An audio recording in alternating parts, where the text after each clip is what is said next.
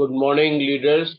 मेरा नाम अजय चंद है और मैं एक इंटरनेशनल हेल्थ ऑर्गेनाइजेशन में एज अ हेल्थ कंसल्टेंट काम करता हूं और हम इस ऑर्गेनाइजेशन के माध्यम से लोगों को विभिन्न प्रकार से होने वाली बीमारियों के बचाव के बारे में बताते हैं।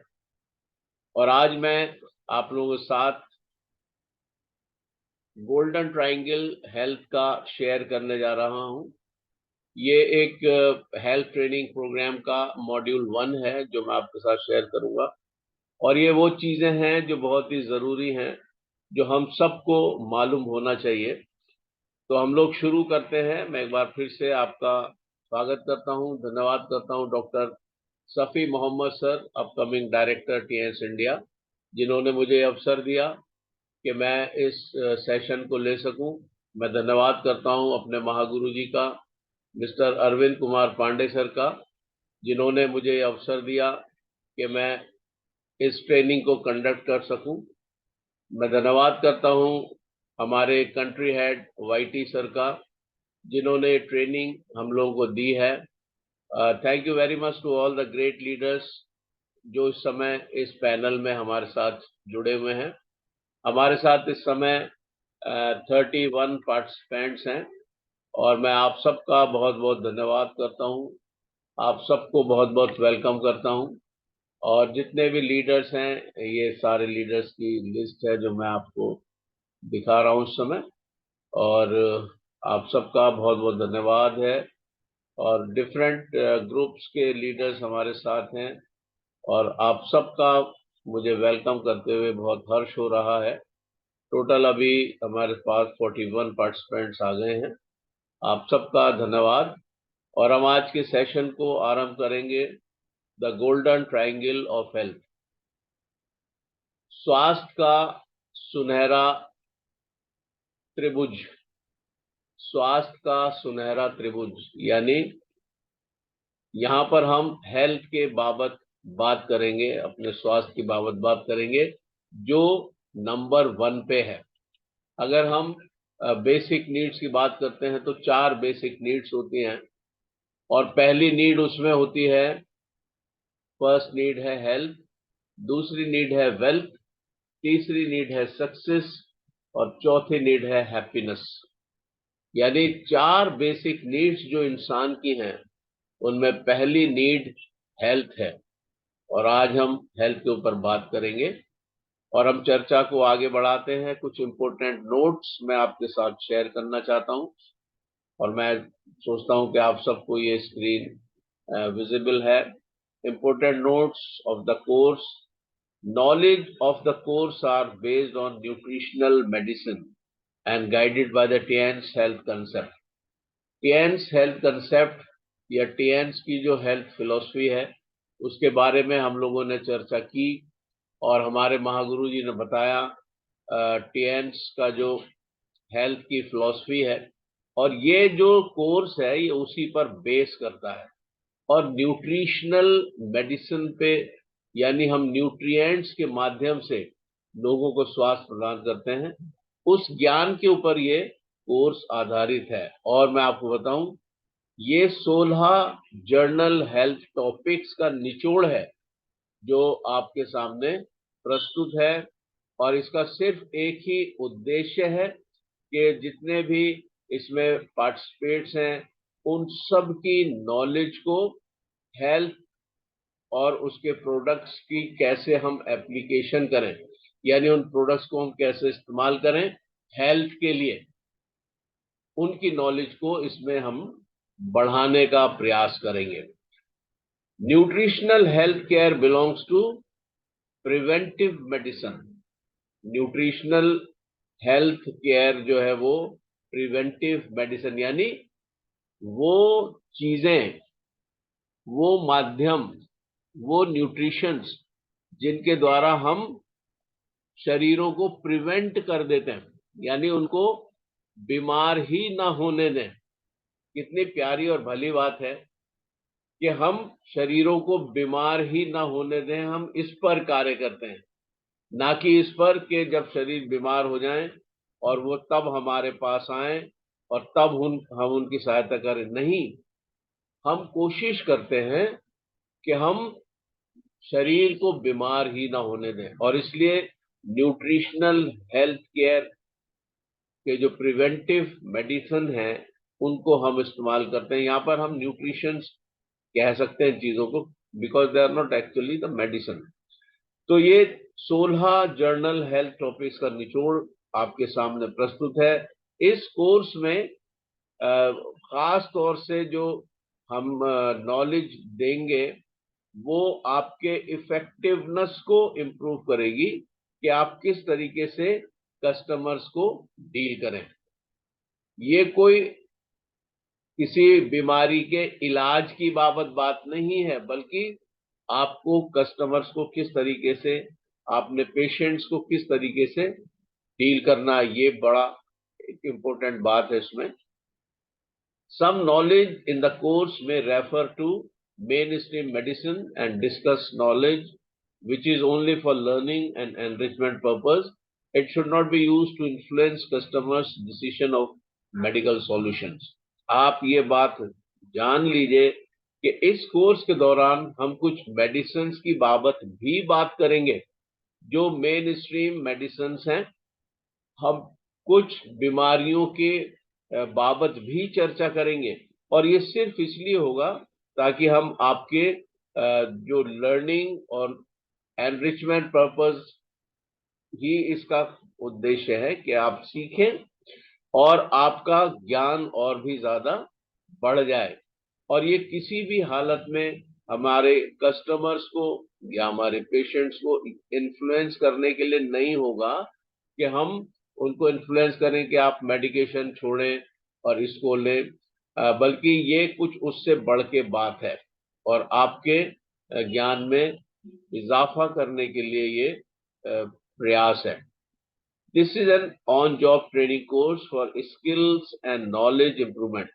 ये आपके स्किल्स को और आपके ज्ञान को बढ़ाने के लिए एक ऑन जॉब ट्रेनिंग कोर्स है, यानी इसको आप दूसरे कार्य करते करते भी कर सकते हैं और पता कर सकते हैं। ये it's not a professional nutrition course, और बहुत ही व्यवसायिक रूप से ये कोर्स तैयार नहीं किया गया। Therefore the basic nutrition knowledge not in the scope, और इसलिए बेसिक न्यूट्रिशन नॉलेज प्रोवाइड नहीं की जाएगी, बल्कि extra learning of basic nutrition knowledge through other reliable sources highly recommended. इसलिए ये आपको बिल्कुल सुझाव दिया जाता है कि आप सिर्फ इसी कोर्स पर निर्भर ना करें, बल्कि और भी बहुत से स्रोतों के माध्यम से अपनी नॉलेज को बढ़ाएं, ये रिकमेंड किया जाता है।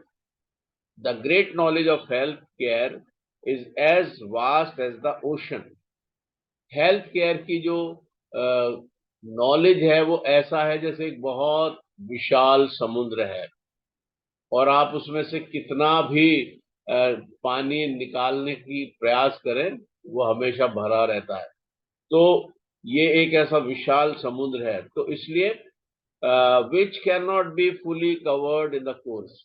हम ये 6 मॉड्यूल्स में उसको पूरा कवर नहीं कर पा सकते किसी भी रूप में। Additional self learning is an important key to becoming a successful health coach. अगर मैं और आप सक्सेसफुल हेल्थ कोच बनना चाहते हैं तो ये जरूरी है कि हम अपने आप भी सीखने के लिए उद्यत रहें, हम अपने आप भी सीखने के लिए उतावले रहें, तैयार रहें। जहां से भी नॉलेज हमें हासिल हो वहां से हम नॉलेज को प्राप्त करें। Remember, health care products are not medicine. हमेशा याद रखिए इस बात को, इसको अंडरलाइन कर लीजिए कि जो हेल्थ केयर के प्रोडक्ट्स हैं वो दवाइयां नहीं हैं। As a Tiens health coach, do not over claim the products. Tiens health coach होने के नाते आपसे ये सुझाव दिया जाता है आपको कि आप इसको कभी भी इनके ऊपर क्लेम ना करें, अपने प्रोडक्ट्स के ऊपर क्लेम ना करें कि ये 100% आपकी हेल्थ को, क्योंकि पर्सन टू पर्सन चीजें बदल जाती हैं। इसलिए हम किसी भी रीति से कोई ऐसा क्लेम ना करें कि 100% आप, हाँ हम ये कह सकते हैं कि आपकी जो प्रेजेंट कंडीशन है उससे आप रिवर्ट हो सकते हैं, बेहतर हो सकते हैं, आपकी बीमारी बहुत कम हो सकती है, आपको बहुत बेहतर लगेगा और आप जैसे 5 साल पहले थे वैसा फील करेंगे। इस तरीके की आप चीजें कह सकते हैं। हालांकि मैं और आप जानते हैं कि ये जो सप्लीमेंट्स हैं, ये न्यूट्रिशंस हैं, ये 100% क्योर कर देते हैं उन ऑर्गन्स को जो बीमार हैं, लेकिन उसके लिए प्रॉपर हमें गाइडेंस की और प्रॉपर नॉलेज की जरूरत होती है। What is modern disease? एक आधुनिक बीमारी क्या है? मॉडर्न डिजीज का मतलब कि अभी कोई ऐसी बीमारी उत्पन्न हो गई है क्या? आइए जानते हैं इसके बारे में। डेफिनेशन ऑफ मॉडर्न डिजीज यानी एक ऐसी बीमारी जो बहुत लंबे समय तक हमारे शरीर में अगर आ जाती है और वो बहुत लंबे समय तक पलती रहती है हमारे शरीर में, तो वो एक अ, व्याधि बन जाती है, क्रॉनिक डिजीज बन जाती है। और किसी भी क्रॉनिक डिजीज को हम मॉडर्न डिजीज कहते हैं। ये सिंपल इसकी बात है। आप देख सकते हैं इसमें एक फ्रॉग है जिसको एक पानी जो नीचे से गर्म हो रहा है, हीट अप हो रहा है पानी, और उसको फ्रॉग को उसमें डाला हुआ है और वो बड़े आराम से लेटा हुआ, क्योंकि उसको बहुत कंफर्टेबल लग रहा है, ऐसा लग रहा है कि नीचे से गुनगुनाहट है, बहुत अच्छा है। लेकिन इसको ये नहीं मालूम कि इस पानी के जैसे जैसे गर्म होगा इसके शरीर पर क्या प्रभाव पड़ेंगे, और एक ऐसा स्थिति आएगी कि ये इस योग्य नहीं रहेगा कि इस पानी से बाहर निकल पाए, और ये पूरी तरीके से उसमें ग्रस्त हो जाएगा और समाप्त हो जाएगा। क्रॉनिक डिजीजेस ऐसी ही हैं। हम अगर आरंभ में उनको ना उनके ऊपर ध्यान दें, उनके इलाज के ऊपर ध्यान न दें, तो आगे चल के वो क्रॉनिक हो जाती हैं। जो एक्यूट डिजीजेज हैं वो आगे चल के क्रॉनिक डिजीज में कन्वर्ट हो जाती हैं, और किसी भी क्रॉनिक डिजीज को हम मॉडर्न डिजीज के नाम से भी जानते हैं। फिगर 1 में अगर हम देखें, crude death rate for infectious diseases, ये यूनाइटेड स्टेट्स का 1900 से लेकर 1996 तक का एक ग्राफ दिया हुआ है, और इसमें आप देख सकते हैं कि एक साइड में रेट है और दूसरी साइड में ईयर है। और deaths from infectious diseases have declined markedly in the United States during the 20th century. This decline contributed to a sharp drop in infant and child mortality and to the 29.2-year increase in life expectancy. In 1900, 30.4% of all deaths occurred among children aged less than 5 years. In 1997, that percentage was only 1.4%. तो ये कितना जबरदस्त आंकड़ा है जो ये figure 1 में प्रस्तुत किया गया है। और ये आप देखिए कि बहुत ही भयावह बात है। हालांकि आप कहेंगे भयावह क्या, इसमें 1990 में 30.4 था, 1900 में 30.4% था, और 1997 में 1.4 रह गई। मोर्टेलिटी रेट, मृत्यु दर, यानी बच्चों की मृत्यु दर, जो 5 साल तक के बच्चे थे उनकी मृत्यु दर घट गई, तो ये तो बहुत अच्छी बात है। लेकिन एक्चुअली हुआ क्या है कि हम उनको जो बीमारियां थी, जो पहले बहुत सी ऐसी बीमारियां हो जाती थी, चेचक हो जाती थी, डिप्थीरिया, हैजा, टेटनस और क्षय रोग, और बहुत सी चीजें हो जाती थी जिससे बच्चे मृत्यु को प्राप्त होते थे, वो सब चीजें हमने शरीर में रोक दी। हमने डिफरेंट वैक्सीनेशंस लगा लगा कर उन सब बीमारियों को शरीर से निकलने से रोक दिया। तो एक तो बच्चे की रोग प्रतिरोधक क्षमता ही समाप्त हो गई, क्योंकि हमने उसको बाहर से असिस्टेंस दे दिया वैक्सीनेशन का, और उनकी डेथ रेट तो कम हो गई, लेकिन क्रॉनिक डिजीजेस बढ़ेंगी। आप समझिए, यानी वो चीजें जो निकल जाना चाहिए थी शरीर से बाहर, वो वैक्सीनेशन के माध्यम से हमने रोक दी, और वो आगे चल के क्रॉनिक डिजीजेस बनेंगी। तो ये बड़ा भयावह है, इसीलिए मैंने कहा। तो ये फिगर 1 है जो मैंने आपके साथ शेयर किया। फिगर 2 में आप देखें, एक्यूट एक्यूट डिजीज और क्रॉनिक डिजीज। इसमें फिगर 2 में 10 leading causes of death as a percentage of all death United State 1900 से लेकर 1997 तक। तो जो 1900 में एक्यूट डिजीज थी, वो 1997 में क्रॉनिक डिजीज बन गई है। अब आप देखिए, पहले हम एक्यूट की बात करते हैं। यहां पर निमोनिया, आप सब जानते हैं लंग्स का इन्फेक्शन है, निमोनिया हो गया बच्चे को, tuberculosis, diarrhoea, enteritis, heart disease, stroke, liver disease, injuries, cancer और सेनिलिटी और डिप्थीरिया। तो आप देखिए ये सारी एक्यूट डिजीज थी 1900 में। ये एक्यूट डिजीज मानी जाती थी, यानी बीमारी हुई तो उसमें या तो रोग ही समाप्त हो जाएगा और या रोग ठीक हो जाएगा अगर उसमें इम्यूनिटी पावर है। अगर उस बच्चे में इम्यूनिटी पावर है, उसकी रोग प्रतिरोधक क्षमता बेहतर है, या किसी माध्यम से हमने देसी दवाइयों के माध्यम से या किसी भी माध्यम से उसकी रोग प्रतिरोधक क्षमता को हमने बेहतर कर दिया, या वो अपने माँ के दूध पर निर्भर था जिसकी वजह से उसकी रोग प्रतिरोधक क्षमता बढ़िया थी, तो वो बच जाएगा। बहुत से आपने बड़े लोग देखे होंगे जिनके फेस पे चेचक के दाग होते हैं, गहरे गहरे, यानी किसी समय में जब छोटे होंगे उनको बहुत जबरदस्त वाली चेचक हुई होगी और वो ठीक हो गई क्योंकि उनकी रोग प्रतिरोधक क्षमता बेहतर थी। तो ये सारी एक्यूट डिजीजेस थी 1900 में, सन 1900 में ये सब एक्यूट डिजीज थी। लेकिन देखिए 97 ईयर्स में हालात क्या बने हैं।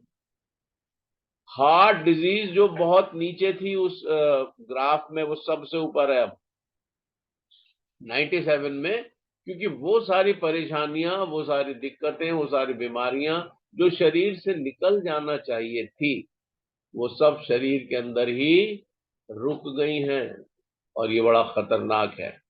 Heart disease, cancer, stroke, chronic lung disease और अनइंटेंशनल इंजरीज, यानी ना चाहते हुए अगर चोट लग गई हो, pneumonia, influenza, diabetes, HIV infection, suicide और क्रॉनिक लिवर डिजीजेज, ये सारी क्रॉनिक डिजीजेज बन गई। और सबसे सबसे भयंकर इसमें आप देख पा रहे ऊपर, हार्ट डिजीज। मैंने कल एक आपसे शेयर किया था, एक रेडिक साहब जिनकी अचानक से डेथ हो गई, जो बहुत अच्छा उनका बिल्टअप बहुत अच्छा था और बहुत बैलेंस डाइट वो लेते थे और वो डाइटिशियन के सुपरविजन में खाना पीना खाते थे, लेकिन अचानक से उनकी डेथ हो गई। और उसका कारण ये हुआ कि उनकी हार्ट की मसल्स वीक हो गई। तो ये कुछ चीजें हैं।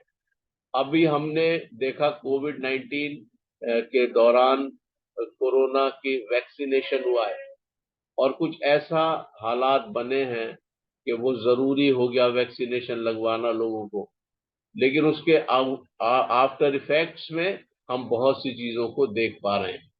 और इसमें आप देखिए यहाँ पर हार्ट डिजीज कितनी ज्यादा बढ़ गई, क्रॉनिक बन गई है ये जो क्रॉनिक नहीं थी पहले, ये एक्यूट डिजीजेज में आती थी सारी बीमारियां।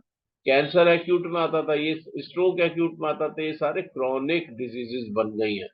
ये सब क्रॉनिक डिजीजेज बन गई। तो ये बड़ा भयानक आंकड़े हैं जो मैंने आपके सामने प्रस्तुत किए हैं, और ये बच्चों में बहुत ज्यादा खतरनाक तरीके से बढ़ रहे हैं।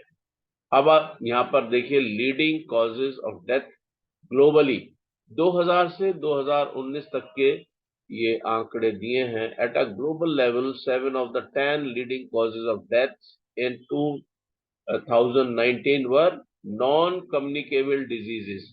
अब आप देखिए पहले के समय में कम्युनिकेबल डिजीजेस होती थी, छूत की बीमारियां, जैसे प्लेग होता था, प्लेग फैलता था तो पूरे पूरे गांव साफ हो जाते थे। छूत की बीमारी यानी एक से दूसरे को लग जाती थी। अभी लाश को लेके गए हैं और वो जो लोग लोग लौटे फिर उनको भी हो गया। फिर वो भी मर गए। इस तरीके से पूरा पूरा गांव साफ हो जाता था एक दो रात में ही। तो वो छूत की बीमारियां होती थी और उसकी वजह से डेथ्स होती थी। लेकिन आप देखें कि अब सात सात लोग 10 में से वो जिन भी बीमारियों से मर रहे हैं वो नॉन कम्युनिकेबल डिजीजेज हैं। यानी कितना बड़ा आंकड़ा है, 70% लोग उन बीमारियों से मृत्यु को प्राप्त हो जाते हैं जो नॉन कम्युनिकेबल है, यानी छूत की बीमारियां नहीं है वो। और उसके बावजूद इतना बड़ा percentage. These 7 causes accounted for 44% of all deaths और 80% of the top 10। तो आप ये सोचिए कितना भयानक ये बात हो गई है। और अगर हम यहाँ पर थोड़ा सा इसको हाईलाइट करूं मैं, ये जो ग्राफ है तो आप देखेंगे इसमें leading causes of death globally. Systemic heart disease, systemic heart disease ये नंबर 1 पे है। यानी हार्ट की परेशानियों की वजह से लोग मर जाते हैं अचानक से ही। कि क्या हुआ कि बिल्कुल ठीक ठाक थे, गिरे और उनकी मृत्यु हो गई। तो ये बहुत ही भयंकर है। अचानक से अंधकार छा जाना, ब्लैंक हो गया पूरा ब्रेन, स्ट्रोक, स्ट्रोक कहते हैं उसको। और वो गिर गए, है ना। यानी उनके ब्रेन में जो ब्लड का सर्कुलेशन है वो प्रॉपर नहीं पहुंचा, न्यूट्रिशन और ऑक्सीजन नहीं पहुंची, और ब्रेन ने काम करना बंद कर दिया, वो ब्लैंक हो गया, स्ट्रोक हो गया। क्रॉनिक ऑब्स्ट्रक्टिव पल्मोनरी डिजीज, ये सारी छूत की बीमारियां नहीं है। ये छूत की बीमारियां नहीं है, ये नॉन कम्युनिकेबल डिजीज है। और इनसे आप देखिए कितना बड़ा ग्राफ है। Lower respiratory infections, neonatal conditions, ये दोनों जो हैं ये छूत की बीमारियों में आती हैं, इसलिए ग्रीन कलर में है, आप देख सकते हैं। Trachea, bronchus, lung cancer, Alzheimer's disease and other dementia, diarrhoeal disease, diabetes mellitus और किडनी डिजीज। तो जो ब्लू कलर में है नॉन कम्युनिकेबल है, ग्रीन कलर में कम्युनिकेबल है, और ब्लैक में इंजरीज। तो आप देखिए इंजरीज एक भी है कोई, कहीं पर ब्लैक डॉट है? No, there is no black dot at all. ये जो 10 बीमारियां हैं जिनसे लोग बहुत तेजी के साथ मर जाते हैं, इनमें से एक भी पॉइंट जो है वो इंजरीज का नहीं है। यानी अगर इंजरी हो गई, किसी भी तरीके का भयंकर एक्सीडेंट्स भी हो गए, हम बचा लेते हैं पेशेंट को, कितनी भी उसकी खतरनाक हाल हो जाए, है ना, हम उसको बचा लेते हैं। इंजरी से हम बचा पाते हैं। कम्युनिकेबल डिजीज बहुत कम रह गई हैं क्योंकि हमने इतना ज्यादा हाथ धो, बार बार हाथ धो, है ना, सैनिटाइज करो, ये करो वो करो, तो कम्युनिकेबल डिजीज फैलेगी नहीं। छूत की बीमारी वहीं की वहीं हमने रोक दी। लेकिन जो नॉन कम्युनिकेबल डिजीज हैं उन वो लीडिंग कॉज बन गई हैं पूरे विश्व भर में, ये लीडिंग कॉज है। The importance of golden triangle of health. Golden triangle of health का महत्व क्या है, आइए देखते हैं। 2003 के World Health Organization WHO Geneva meeting में एक रिपोर्ट प्रस्तुत की गई जिसमें 5 मेजर मेल न्यूट्रिशन डिजीजेस बताई गई। 5 मेजर मेल न्यूट्रिशन डिजीजेस बताई गई इस जेनेवा की रिपोर्ट में। जेनेवा में जो मीटिंग हुई थी WHO की, इसमें नंबर 1 है ओबेसिटी, मोटापा। नंबर 2 कार्डियोवैस्कुलर डिजीजेस, जिसको हम आप जानते हैं हृदय के रोग, और डायबिटीज है, मधुमेह, कैंसर और ऑस्टियोपोरोसिस। ये 5 डिजीजेज हैं जो मेल न्यूट्रिशन डिजीजेज की कैटेगरी में रखी गई, और इनको मेजर मेल न्यूट्रिशन डिजीजेस कहा गया। आप देखिए अब ये बहुत बहुत ही एक खतरनाक सी बात है। आप देखें इन पर थोड़ी सी हम लोग चर्चा करेंगे, जल्दी से भी समाप्त भी करेंगे। जो न्यूट्रिशंस हैं, जो न्यूट्रिशंस हैं उनके इम्बैलेंस की वजह से ये सब परेशानियां उभरती हैं। ये मेल न्यूट्रिशन का मतलब ये पोषण की कमी, यानी पोषण की कमी। आप कहेंगे पोषण की तो कोई कमी नहीं, हम तो अपने बच्चों को बेहतरीन भोजन देते हैं, सबसे हाई क्वालिटी के साथ हम प्रोडक्ट्स उनको खिलाते हैं। अ, खाना पीना उनका बहुत बढ़िया है, बहुत, हम तो चिकन मटन और सब चीजें देते हैं, बढ़िया दूध पीते हैं बच्चे ग्लास भर भर के। नो, जो भी आप प्रोवाइड कर रहे हैं उसमें न्यूट्रिशंस का इम्बैलेंस है, उसमें न्यूट्रिशन की बहुत भारी कमी है। और मैं उसको कह रहा हूं बैड डाइट। वो बैड डाइट है, गुड डाइट नहीं है। हम प्रोवाइड तो करा रहे हैं, हम ये सोच रहे हैं हम बच्चों को बहुत बढ़िया चीज दे रहे हैं, but actually that is bad diet.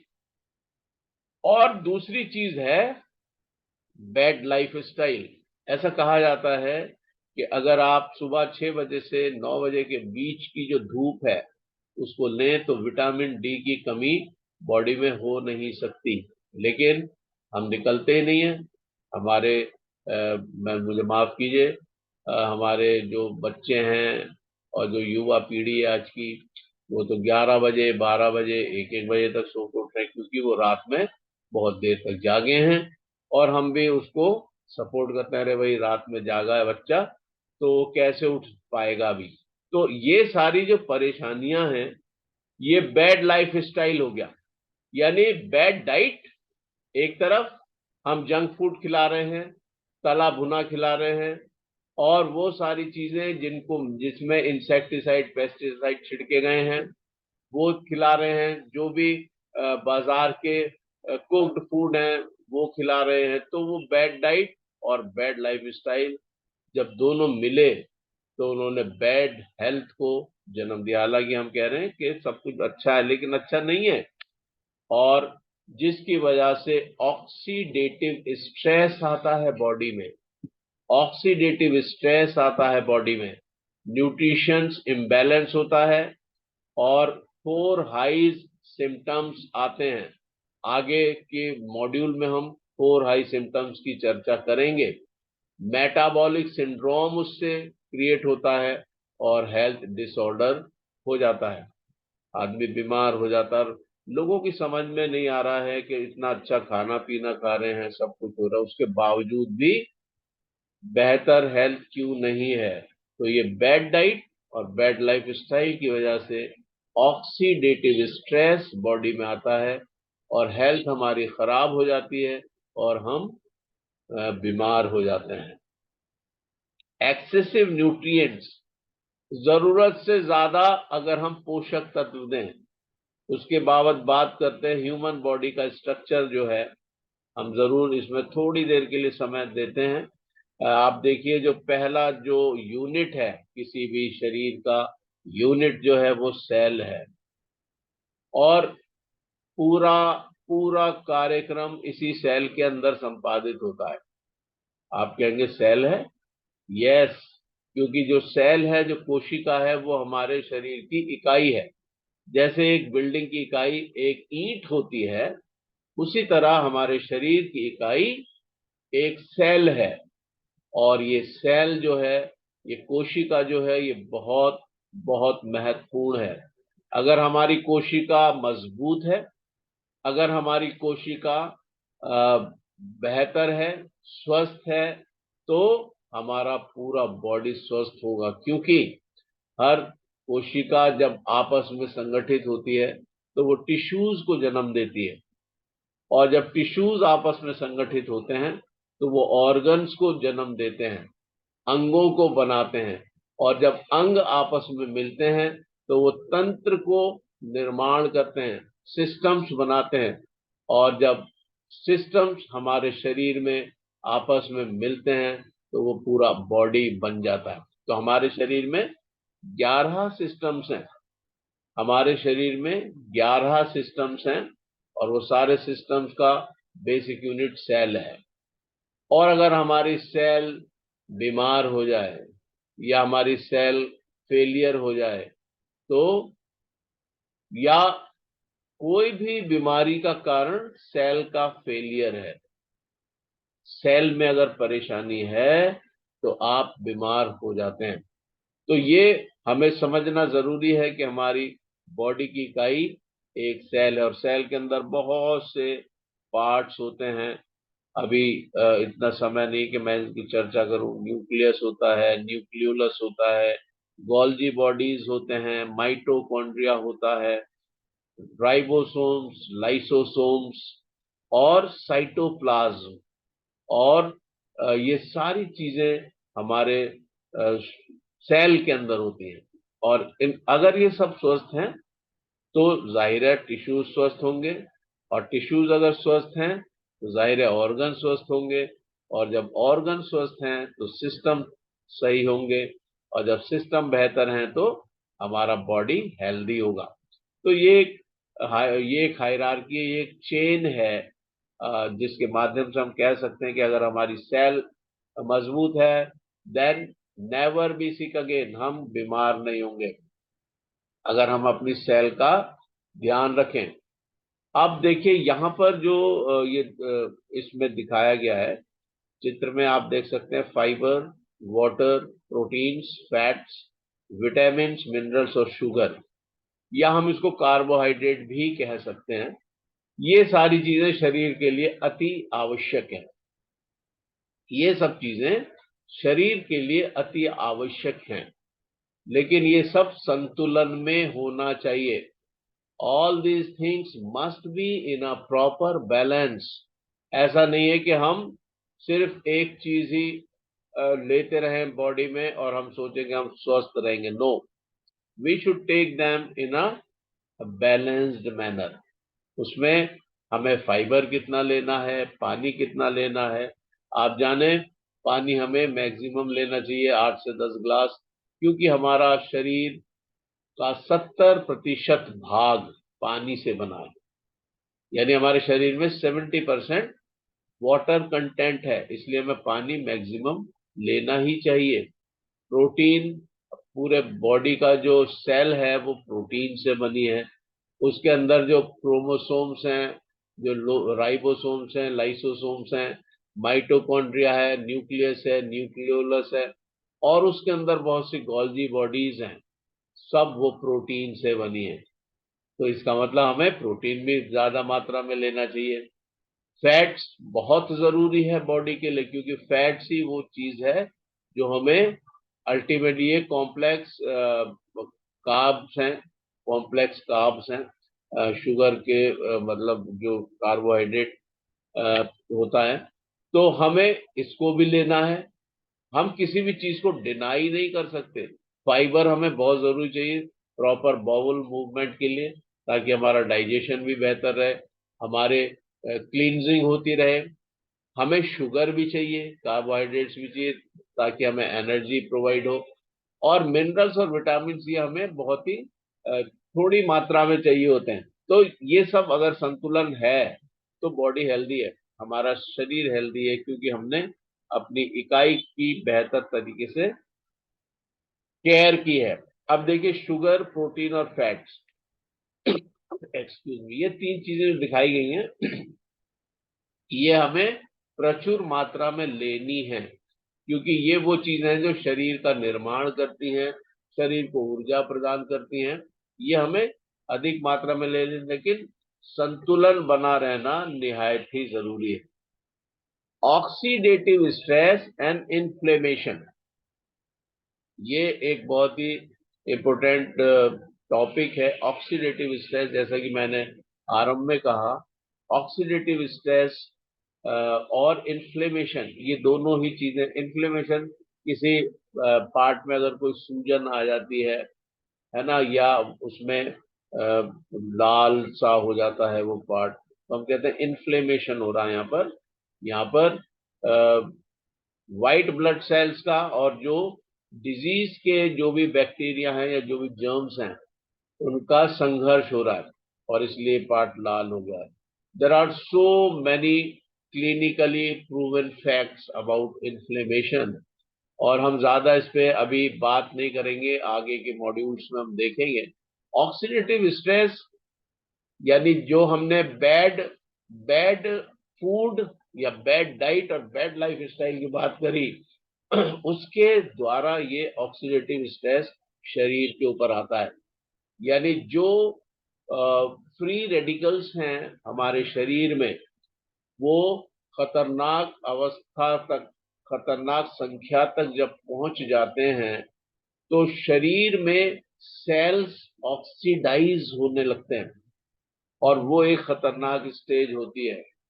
बहुत ज्यादा थकावट हमें महसूस होती है, हमें बहुत ज्यादा अच्छा नहीं लगता, ऐसा लगता पता नहीं क्या हो रहा बॉडी में। तो ऑक्सीडेटिव स्ट्रेस यानी जब फ्री रेडिकल्स हमारे शरीर में पाए जाने वाले और तत्वों को ऑक्सीडाइज कर दें, ऑक्सीकरण कर दें। ऑक्सीकरण कहते हैं कि अगर आप देखें किसी लोहे के, आप किसी लोहे की ऑब्जेक्ट को लें और उसको सीलन में रख दें, या ऐसा आर्द्रता वाले, ह्यूमिडिटी वाले वातावरण, तो उसमें जंग लग जाता है। हम कहते हैं जंग लग गया, एक्चुअली वो ऑक्सीडेशन हो गया उसका। यानी हवा, अ, यानी लोहे ने ऑक्सीजन के साथ मिलकर, और आर्द्रता थी, ह्यूमिडिटी थी, थोड़ा गीलापन था वहां पर, मिलकर फेरस ऑक्साइड बना दिया। और वो फेरस ऑक्साइड जो है, जो हम कहते हैं जंग, जंग लग गया इसमें। उसी तरीके से बॉडी के अंदर भी ऑक्सीडेशन हो जाता है फ्री रेडिकल से, यानी जंग लग जाता है बॉडी के पार्ट्स में, बॉडी में, ऑर्गन्स में, सिस्टम्स में, और टिश्यूज में जंग लग जाता है। अगर हम साधारण भाषा में बात करें तो ऑक्सीडेटिव स्ट्रेस आ जाता है बॉडी पे, और उससे इन्फ्लेमेशन होता है और बहुत सी बीमारियां जन्म लेती हैं। अब आप देखिए, जैसे यहाँ पर हम देख पा रहे हैं, ऊपर हमने, एक्सक्यूज मी, ऊपर हमने एक सेब को काटा है, और अगर हम उसको छोड़ दें ऐसी खुली हवा में, तो थोड़ी देर के बाद उसका कलर बदलने लगता है, और कुछ समय के बाद वो बिल्कुल रॉटन शेप ले लेता है, मतलब वो खराब हो जाता है। उसी तरह से सेल है, एक नॉर्मल सेल है, जब वो फ्री रेडिकल्स के अटैक में आ जाती है, उनके संपर्क में आ जाती है, फ्री रेडिकल से चिपक जाते हैं, तो कुछ ही समय के बाद ये ऑक्सीडेटिव स्ट्रेस में आ जाती है सेल। अब आप समझ गए होंगे ऑक्सीडेटिव स्ट्रेस का क्या मीनिंग है, कि फ्री रेडिकल्स अगर हमारे बॉडी में हैं, तो ऑक्सीडेटिव स्ट्रेस आएगा ही आएगा, जो डैमेज करता है हमारे डीएनए को। डीएनए जो बिल्कुल प्रारंभिक फॉर्म है हमारे शरीर में, उसको डैमेज। डीएनए वो चीज है जो हमारे सारे कैरेक्टर्स को हमारे ऑफिस स्प्रिंग्स में, हमारी नेक्स्ट जनरेशन में ट्रांसफर करते हैं, वो डैमेज होने लगते हैं। प्रोटीन जिससे पूरा शरीर बना है वो डैमेज होने लगता है, लिपिड्स डैमेज होने लगते हैं, और बहुत से ड्रामेटिक इफेक्ट्स हमारे बॉडी में आ जाते हैं। तो ये बड़ी खतरनाक चीज है ऑक्सीडेटिव स्ट्रेस।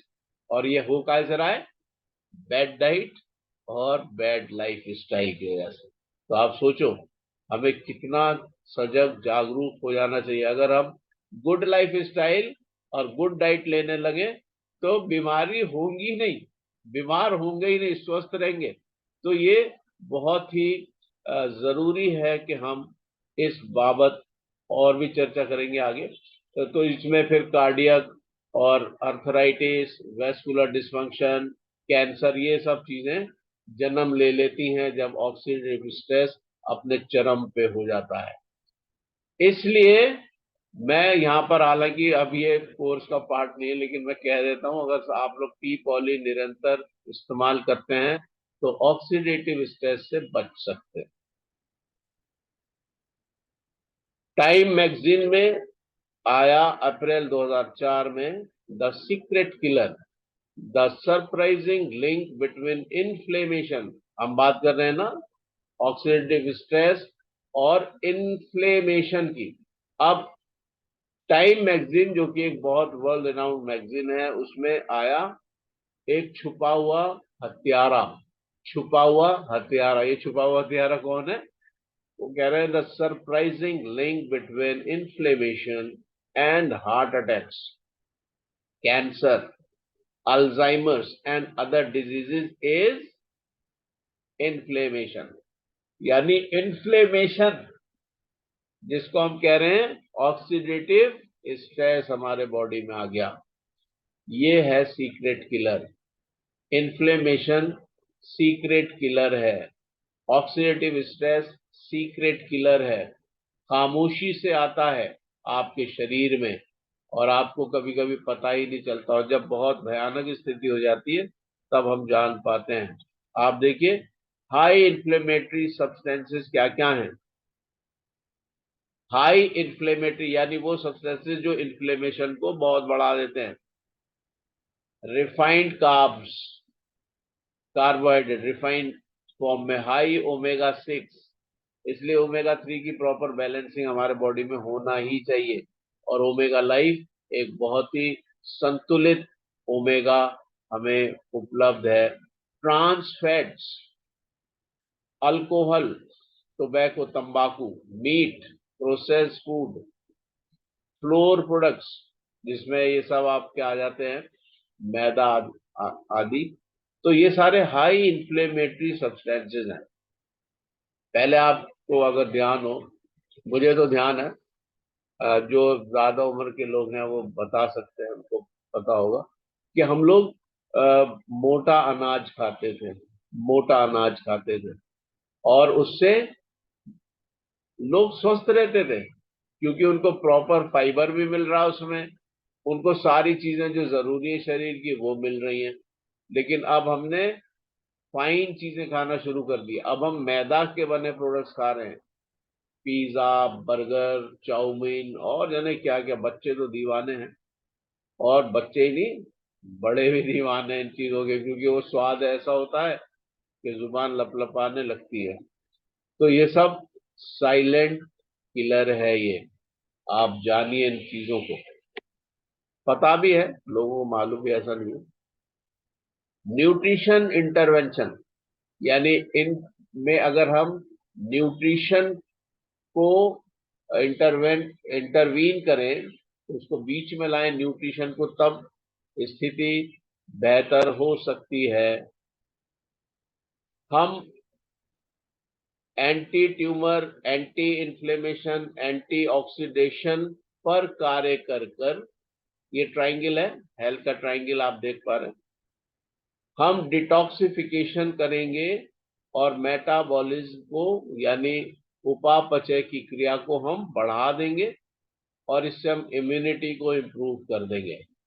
अगर हमने ये 3 स्टेप्स कर लिए, which is the golden golden triangle, अगर हम इस गोल्डन ट्राइंगल को फॉलो कर लिए, तो हम अपनी इम्यूनिटी को बूस्ट कर लेते हैं, और हम बीमारियों से सुरक्षित हो जाते हैं। तो पहले स्टेप पे हमें करना है एंटी ट्यूमर, एंटी इन्फ्लेमेशन और एंटी ऑक्सीडेशन।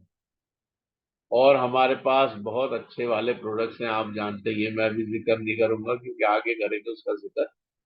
इससे हम डिटॉक्सिफिकेशन कर देते हैं और अपने मेटाबॉलिज्म को बढ़ा लेते हैं, बेहतर कर लेते हैं, और हमारी रोग प्रतिरोधक क्षमता उससे बढ़ जाती है, और हम बीमारियों से बच जाते हैं।